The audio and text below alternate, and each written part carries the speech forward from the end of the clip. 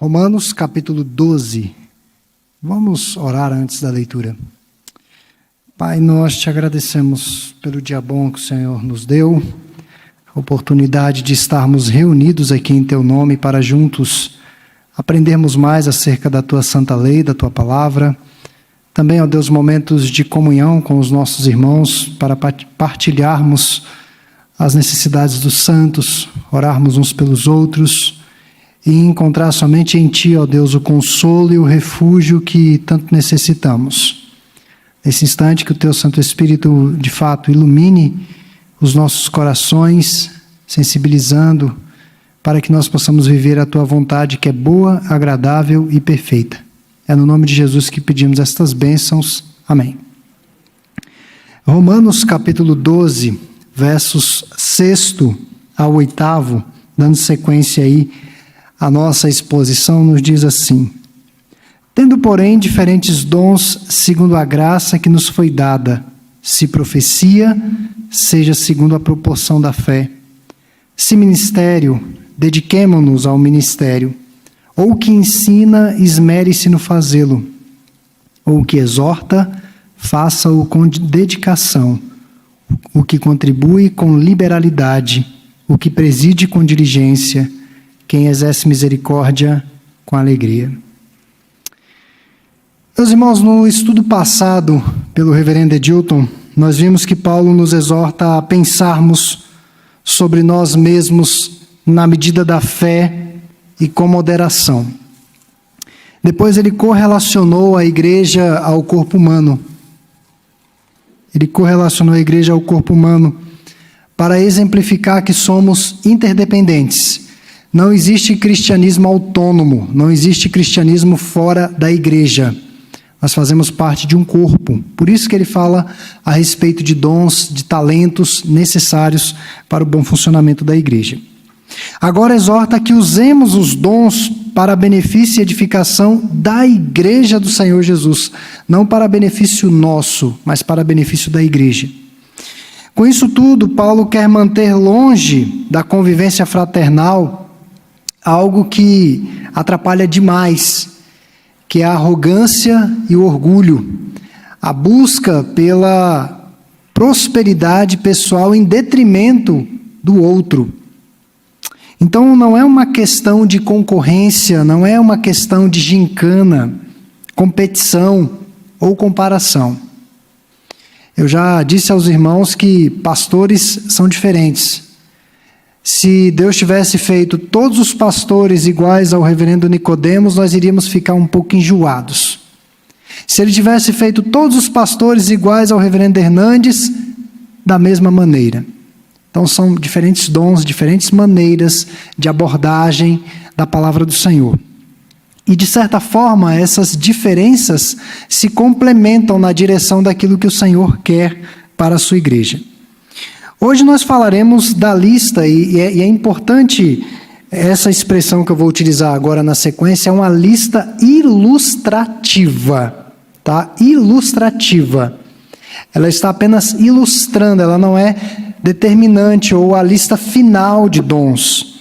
Então Paulo se vale de uma lista ilustrativa de dons nessa presente passagem para apontar para essa unidade da igreja. E desta lista, indiscutivelmente, o dom mais polêmico, e eu não vou dizer que é o que se pratica em outras igrejas, e eles associam com o que Paulo está falando aqui, não é o que Paulo está falando aqui, nós vamos ver ao longo do estudo. Indiscutivelmente, o mais polêmico é o dom de profecia, esse dom que Paulo aborda aqui. Obviamente que eu não pretendo dissecar por completo neste espaço o assunto sobre dons espirituais. Não é possível, mas servirá como um ponto de partida para que estudemos mais. Então, o que são dons espirituais no entendimento paulino? A primeira premissa que nós vamos tratar aqui. A expressão dom origina-se da palavra grega graça, está diretamente associada à graça.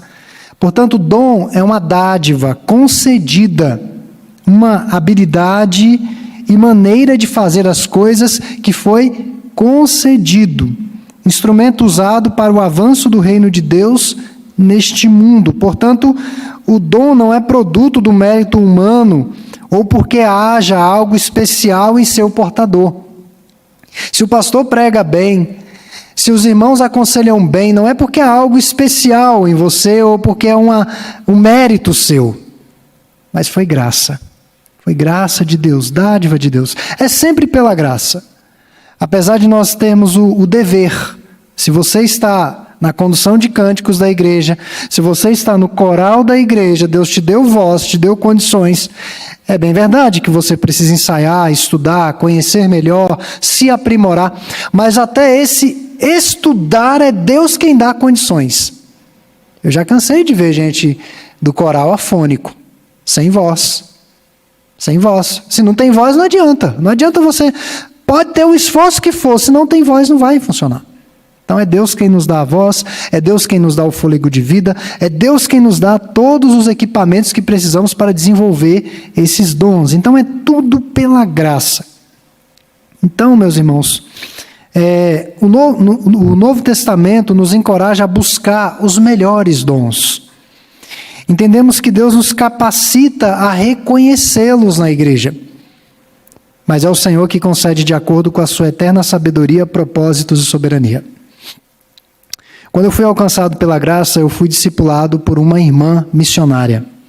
2 anos, ela discipulou um grupo de 5 adolescentes. Eu fazia parte desse grupo. E algo que ela disse a respeito do ministério pastoral, eu nem almejava isso, a seguir a função pastoral, mas algo que ela disse a respeito de dons, é que o dom precisa ser reconhecido pela igreja. Às vezes a pessoa diz, não, eu tenho esse dom.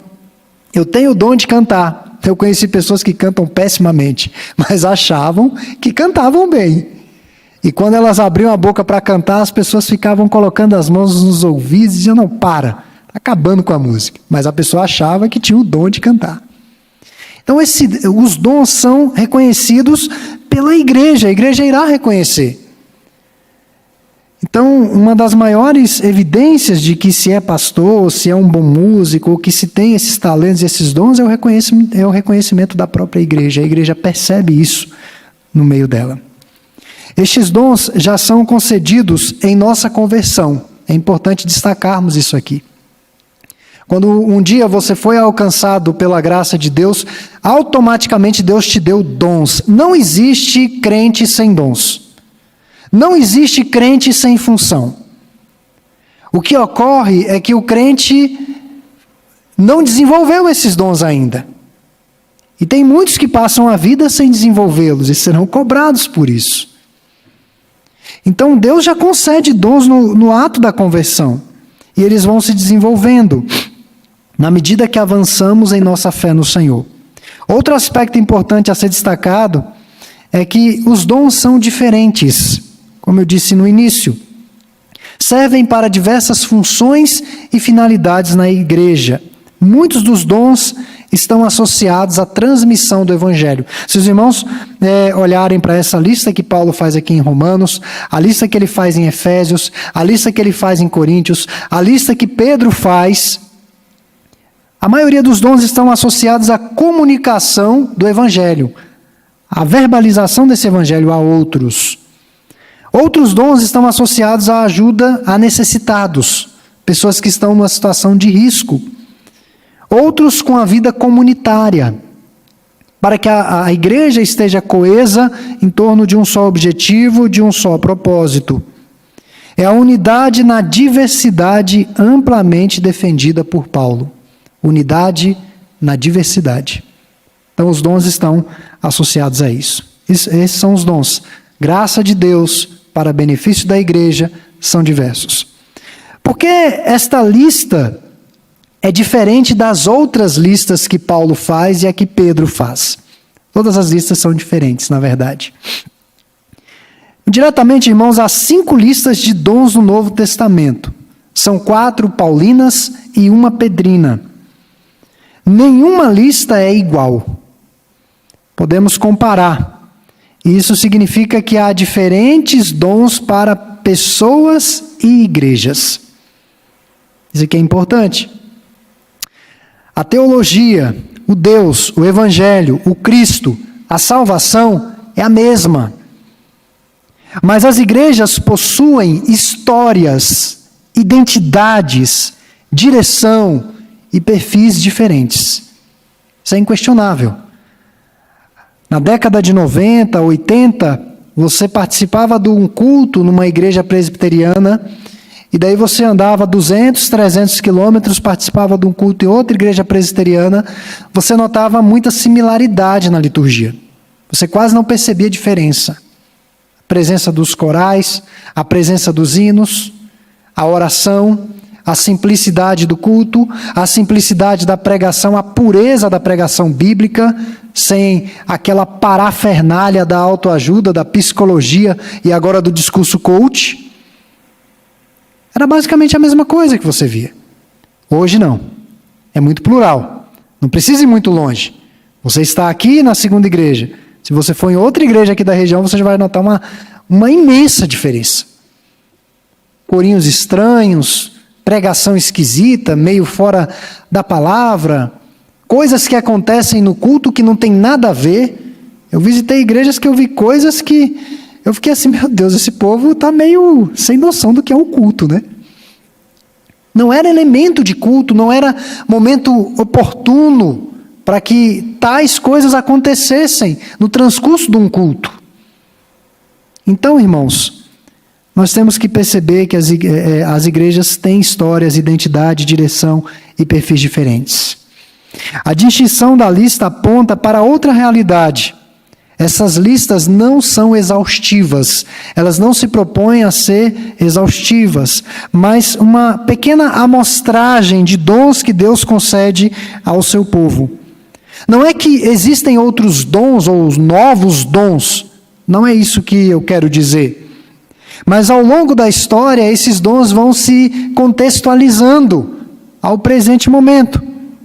Por exemplo, o ensino a pessoas com necessidades especiais. Nós pensávamos nisso há alguns anos atrás? Nem passava pela nossa cabeça. Acessibilidade ao templo.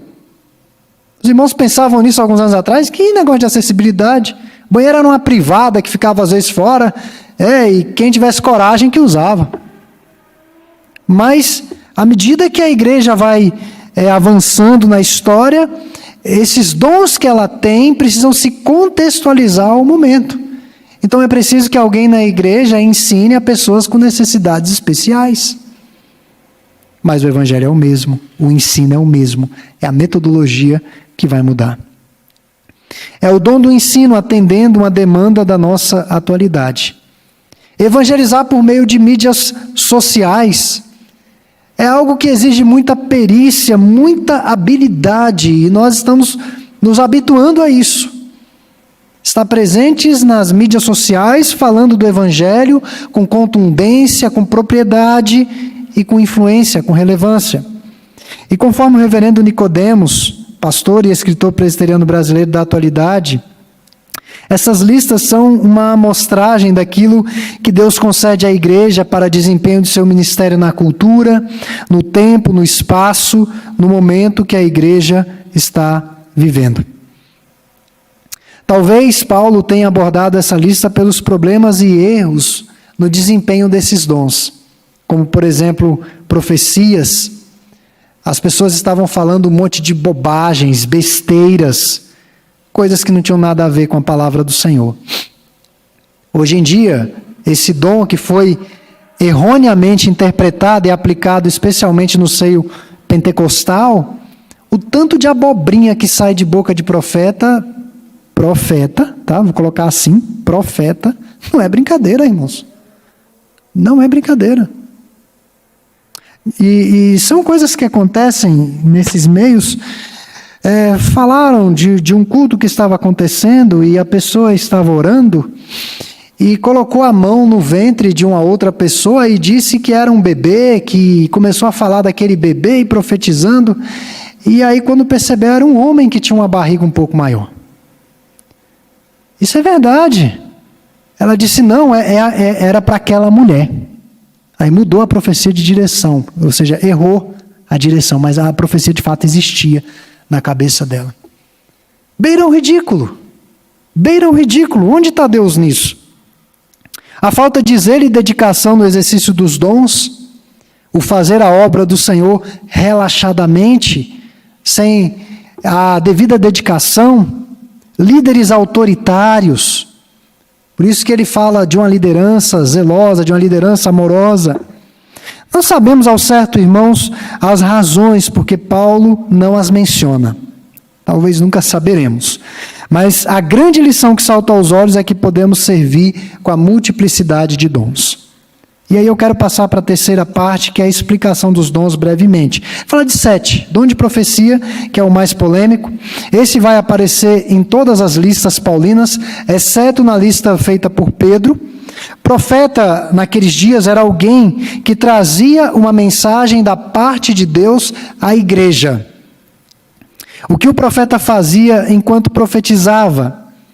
Ele não predizia o que iria acontecer na vida da pessoa, e ele não adivinhava o que estava acontecendo na vida da pessoa. Ele não adivinhava pecados e as tribulações de irmãos. Isso não tem amparo nas Escrituras. Isso não existe nas Escrituras. E a igreja que tinha a prática desse dom de profecia no culto público, a única igreja que isso é tratado no culto é a igreja de Corinto. Em nenhuma igreja do Novo Testamento isso é tratado. E Paulo normatiza e limita que só deveriam haver 3 profecias por culto. E era para a igreja, não era para indivíduos, pessoas diretamente. Isso não existiu no Novo Testamento. Isso é uma invenção da atualidade.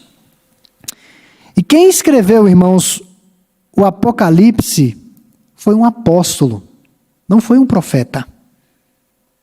Não foi alguém que previa o futuro.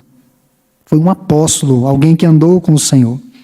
Nós entendemos que os apóstolos são sucessores daqueles profetas do Antigo Testamento. E morreu ali, acabou ali. Não tem mais profetas naqueles moldes. Nós não podemos cair nesse erro. E muitos que caíram nesse erro entraram em engodos terríveis, surgiram seitas por conta disso. Pessoas que tiveram novas revelações, novas visões atribuídas a Deus. E a palavra do Senhor nos diz, ainda que venha um anjo do céu, ainda que venha um anjo do céu, você veja com seus olhos um anjo vindo do céu e lhes diga outro evangelho, seja ele anátema, maldito. Não é da parte de Deus. Por isso que no nosso credo apostólico fala da doutrina dos apóstolos. Por isso que Atos dos Apóstolos, o Dr. Lucas deixa claro que a igreja estava centrada na comunhão, no partir do pão, nas orações e na doutrina dos apóstolos, para não haver possibilidade de ampliar isso daí. Os profetas do Novo Testamento, que aparecem escritos nas Escrituras, especialmente 1 Coríntios e Romanos, não são infalíveis e inerrantes. Paulo está questionando eles o tempo inteiro. E algo que nós não podemos deixar de observar aqui. Os irmãos já notaram que não existe na Bíblia, no cânon bíblico, nenhuma profecia desses profetas do Novo Testamento? Não tem uma. Os irmãos podem procurar, não tem uma profecia. Nada. São apenas mencionados, mas não tem uma profecia deles na Bíblia. E qual era, afinal de contas, o papel dos profetas no Novo Testamento? Por que dessa expressão? O papel deles, como diz Atos 15, 31 a 32, que na igreja de Antioquia tinha, o papel deles era basicamente exortar, consolar e edificar a igreja. O profeta não necessariamente se prepara para falar, estuda para falar, mas é alguém portador de uma palavra de ânimo, uma palavra temperada, uma palavra oportuna. E Paulo diz aqui, profecia na medida da fé, ou seja, coerente com o evangelho do Senhor Jesus Cristo. Não são apenas bons conselhos. Eu colocaria de uma outra forma, os profetas são os conselheiros que temos na igreja. Pessoas que falam ao seu coração, não necessariamente o pastor. Às vezes numa mensagem, ou boa parte das vezes, nós somos confrontados, exortados, animados no Senhor, Mas em outras ocasiões não. Você está passando por um problema, uma dificuldade, nós temos um momento aqui de orações, compartilha com o irmão, e esse irmão vai falar palavras de consolo e encorajamento para você. Era essa a função do profeta. Não somente essa. Falar algo da parte de Deus ao seu coração. Não era adivinhar o que aconteceu, não era prever futuro. Nada disso. Era levar as pessoas a buscarem mais o Senhor. E com o passar dos anos, esse dom de profecia que existia na igreja do Novo Testamento foi se perdendo. 150 anos depois, os irmãos não vão ouvir falar disso mais. Não tem mais isso. Porque o pastor meio que acumulou isso nas suas mensagens. Os pastores assumiram essa postura. E esse dom de profecia nos moldes pentecostais aparece no movimento pentecostal já no século XIX para cá. Ao longo da história da igreja não tem. Pode procurar em qualquer livro de história, não existe isso. Nesses moldes atuais, não. De jeito nenhum. É igual a unção de leão, da águia, que eu posso falar em outra ocasião para os irmãos o que é isso. Unção de riso, não tem nada disso na história. Tem nada disso na história. Tem nada a ver com cristianismo isso. Mas não significa que Deus não use irmãos no aconselhamento mútuo. Como Deus usa? Irmãos que falam ao nosso coração e os encorajam. Ele fala dons de ministério, diaconia. Nesse contexto é socorro aos doentes, necessitados, pobres e carentes. Pessoas vocacionadas a aliviar, amenizar o sofrimento humano. O ponto aqui para Paulo é sirva bem. Não é um dom de menor importância, não é um dom que é visto, mas sirva bem, sirva com alegria. O dom do ensino. Esse é necessário preparo e oração prévia. Trata-se de um dom árduo, mas um compensador trabalho. Aí estão os pastores, os mestres da igreja que devem estar preparados para falar acerca do seu Deus. Dom do encorajamento. Dar ânimo a pessoas que estão precisando de conforto. Encorajar de acordo com a palavra de Deus, de acordo com aquilo que está sendo ensinado. O dom de contribuir, que é compartilhar ou distribuir. É importante observar que juntamente com esse dom de contribuição vem as posses, vem os recursos financeiros para que você o faça, porque senão você vai ficar pobre. Você vai passar, não adianta você tirar o chapéu da cabeça e ficar sem o chapéu, tirar a roupa do corpo e ficar sem a roupa do corpo. Então vem condições para que você possa ajudar. E deve ser feito com generosidade, com abundância, com sinceridade, nunca buscando algo em troca ou até mesmo a gratidão. É um dom que não quer glória, que não quer aparecer. E é importante ressaltar, irmãos, que sem contribuições generosas, a igreja padecerá e enfrentará mais limitações. Isso é fato. Deus mesmo não vai precisar do nosso dinheiro, mas a igreja não funciona sem dinheiro. Então, isso daí todos os crentes devem ter consciência. Paulo vai falar do dom de presidir, que é guiar e liderar. É a capacidade de influenciar outras pessoas ou convencê-las a seguir por um determinado caminho. Tem que ter dom para isso.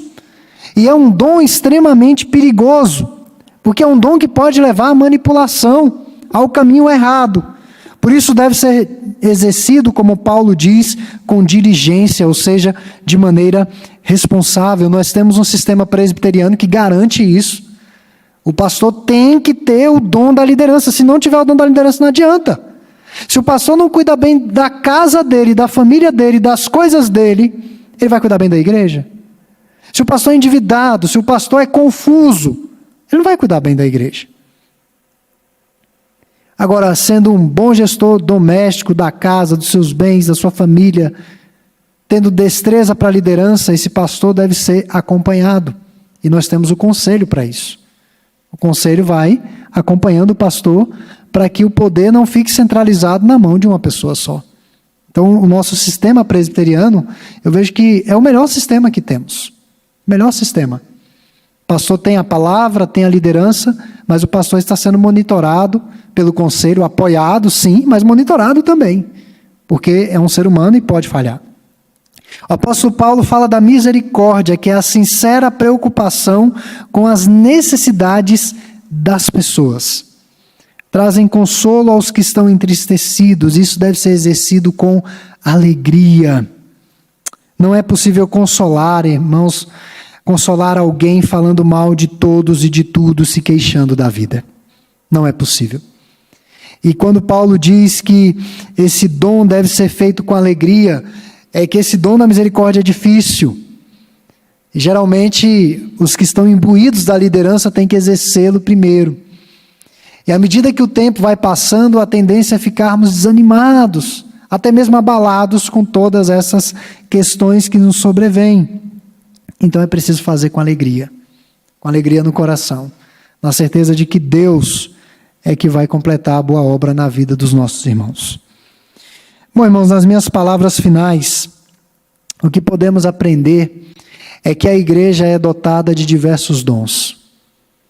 A Igreja Presbiteriana do Brasil é sensacionista no que diz respeito a alguns dons que aparecem no Novo Testamento. Dom de língua, dom de profecia, esses dons que foram para um momento específico da igreja primitiva. Mas não significa que nós não creiamos nos dons. Os dons estão presentes. Dons do ensino, dom do consolo, da misericórdia, do aconselhamento. E saiba que todos nós fomos dotados desses dons. Basta você descobrir quais são os seus dons. Descobrir e exercitá-los para a glória do Senhor. Se você vem à igreja apenas nos cultos, nos trabalhos e ainda não achou esse espaço no corpo, é preciso achar. Todos nós temos funções. E quando nós exercemos os nossos dons, isso de certa forma vem para completar a nossa alegria de servir a Deus. Você se torna mais feliz cantando no coral, você se torna mais realizado atendendo às necessidades dos outros, você se torna mais realizado quando você contribui com alegria e vê o progresso do reino. Só quem faz, só quem exerce os dons sabe do que eu estou falando. Se você ainda não achou o seu lugar, que Deus possa lhe despertar a buscar isso com intensidade. É um tempo de pandemia, um tempo em que nós estamos mais afastados uns dos outros, fisicamente. Mas existe o telefone, mas existe outras maneiras de você se comunicar e exercer o seu dom. Busque exercer o seu dom para a glória do Senhor. Eu penso que o crente que não exerce o seu dom se torna um crente enfermo, incompleto. Ele sempre vai olhar para a igreja e ver problemas, defeitos. Quando eu vim a primeira vez à frente da igreja, como é diferente. Você chegar e sentar aí. Diferente é você estar aqui. É muito diferente. Muito diferente. Você muda a sua visão de mundo da igreja. Muda completamente.